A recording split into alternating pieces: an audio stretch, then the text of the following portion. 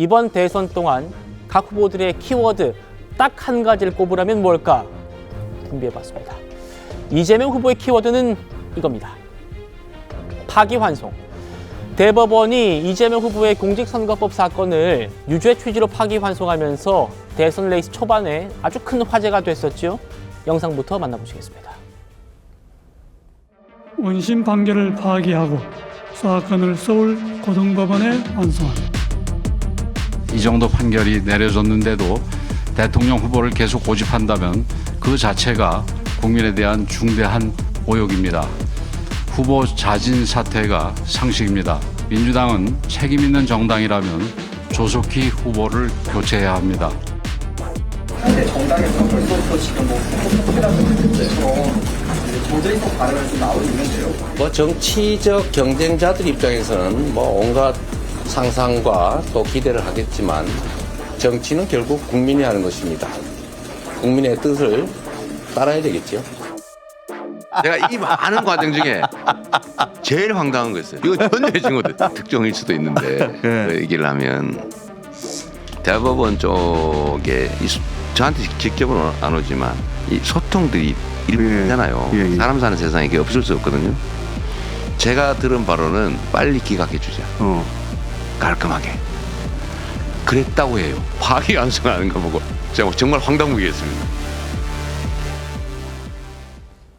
고진혜 변호사님. 일단 지금 파기환송 재판부는 선거운동 기회 보장하겠다라면서 지금 18일로 첫 재판 연기한 상태인데 민주당이 모레 본회의 잡아놓지 않았습니까? 그래서 선거법 지금 개정안 본회의 처리하겠다라는 것 같고요. 어떻게 바라보고 계십니까? 최근에 민주당 쪽 정치인이 판사의 법봉보다 국회의 의사봉이 더 위에 있다, 이런 걸 보여주겠다, 이런 취지의 발언들의 연장선상 아닌가. 결국은 국민 주권주의 얘기하는데 법리와 원칙이 훼손되더라도 그냥 다수의 힘을 얻었을 때 밀어붙이면은 그냥 그것이 법이 된다, 이런 태도거든요.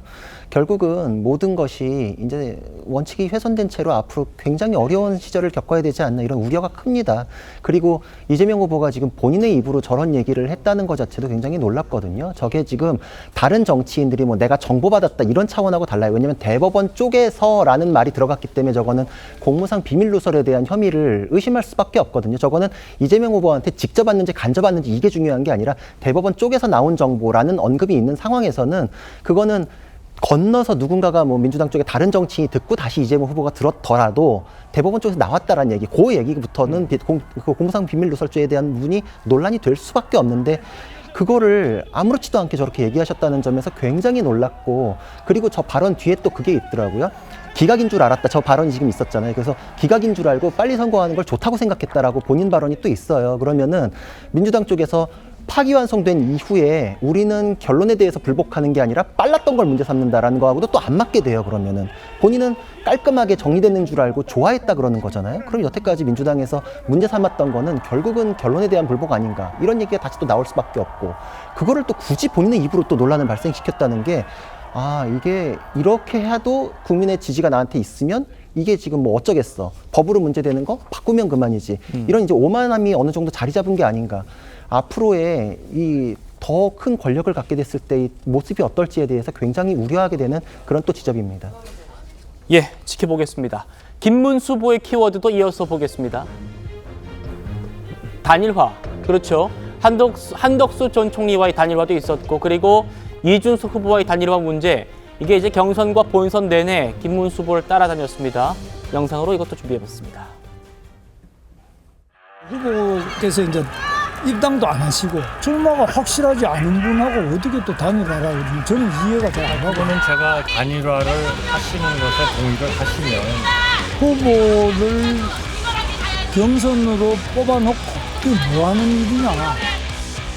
정말 죄송스럽게도 제가 당원들의 뜻에 의해서 이렇게 선택이 됐습니다만 국민을 통합하고 훌륭하게 이끌어 나가시는 데는 제가 여러 가지 배우고. 김문수 후보를 중심으로 뭉쳐야 되고 당연히 우리 후보님을 잘 돕도록 하겠습니다. 우리 당이 여러 가지 문제점 때문에 이준석 후보가 밖에 나가 계시는데 같이 하는 것이 맞지 않느냐. 국민의힘 의원 한 4분 정도가 연락을 해오셨던데 전혀 코덱이나 이런 거 하지 않았습니다. 단일화에는 전혀 관심이 없습니다. 그러면 저는 마지막까지도 계속 노력을 하겠습니다. 전체적으로 하나로 뭉치기 위해 가지고 노력을 계속 하고 있는 중입니다. 마지막까지 단일화를 위해서 김문수 후보께서 노력했다라고 생각이 듭니다. 저희는 3자 구도에서도 확실하게 이길 수 있다라고 생각이 듭니다. 자, 이렇게 김문수 후보에게 경선부터 본선까지 따라다니는 게 단일화였습니다. 조 변호사님 어떻게 보셨습니까? 사실 이번에 국민의힘의 그 대선 레이스 기간 중에 선거 전략이라는 것이 이재명 후보에 대한 네거티브 공세 말고는 단일화밖에 없는 것으로 보여져요. 아마 많은 국민들이 지금 앞서 보셨던 영상들 다 기억하실 겁니다. 3차 경선까지 가서 김문수 후보를 최종 후보로 선출을 했음에도 불구하고 후보 강탈 사건이 발생했죠. 한덕수 전 총리를 사실상 후보로 옹립하기 위해서 새벽 3시였나요? 그때 유일하게 다시 한번 후보 등록 신청을 하는 그런 사실상 헌정사상 유례를 찾아볼 수 없는 그런 일이 발생하지 않았겠습니까? 불행이지만 다행스럽게도 국민의힘 당원들께서 이러한 헌정 질서를 파기하는 당원 민주주의를 파기하는 행위에 대해서 브레이크를 걸어줬죠. 그렇기 때문에 김문수 후보가 사실상 다행스럽게도 다시 한번 국민의힘 후보로 선출이 될 수가 있게 되었는데 한덕수 총리 이후엔 또 어땠습니까?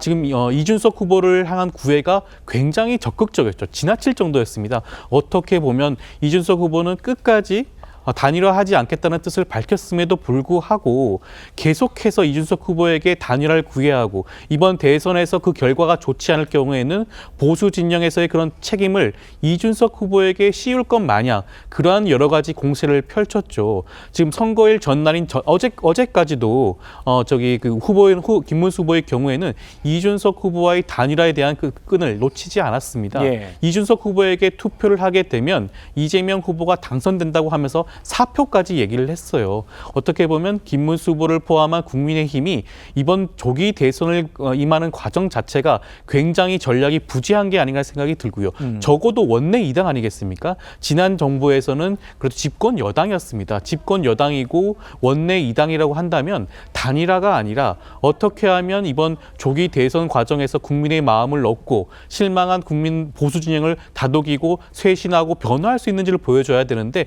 그러한 모습이 전혀 없었다는 측면에서는 굉장히 실망스러운 선거 전략이 아니었나 생각됩니다. 알겠습니다. 이준석 후보의 키워드는 바로 이겁니다. 젓가락. 3차 TV 토론에서 이른바 젓가락 발언이 가장 화제였죠. 그 모습 다시 만나보시죠.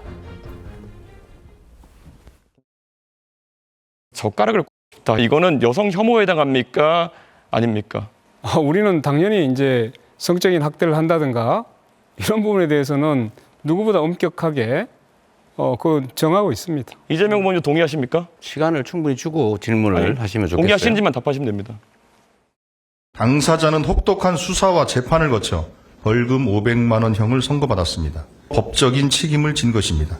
과거 문제를 마치 새로운 일인 것처럼 제가 한 질문 가운데 어디에 혐오가 있습니까?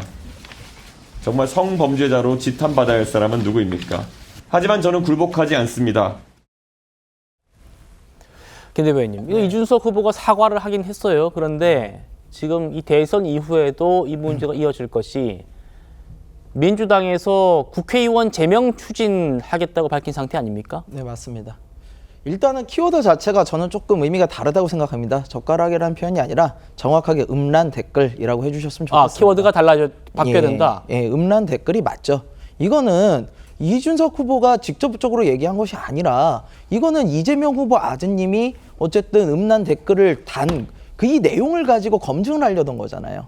근데 그걸 가지고 물론 부적절한 표현에 대해서는 저희도 사과를 분명히 드립니다만 이걸 가지고 국회의원을 제명을 시킨다고요? 도대체 무슨 죄로 제명을 시킬 겁니까? 허위 사실이요? 도대체 허위가 어디 있습니까? 그 부분에서. 저는 이해를 할 수가 없습니다. 아니 지금 민주당에서도 얘기하지 않습니까? 처벌받았던 일이다. 사실이잖아요. 그럼 도대체 어디 허위가 있다는 겁니까? 이거는 허위가 아니라요. 그냥 높으신 분 아드님 건드렸다는 불경죄 혹은 영모죄에 관한 이야기고요. 이런 식의 독재적인 발상을 하는 나라가 어떻게 민주국가라고 할 수 있겠습니까? 저는 그래서 이 제명안을 낸 것 자체가 민주당이 지금 얼마나 위험한 생각을 하고 있는가라는 걸 반증하는 모습이라고 생각합니다. 알겠습니다. 있습니다.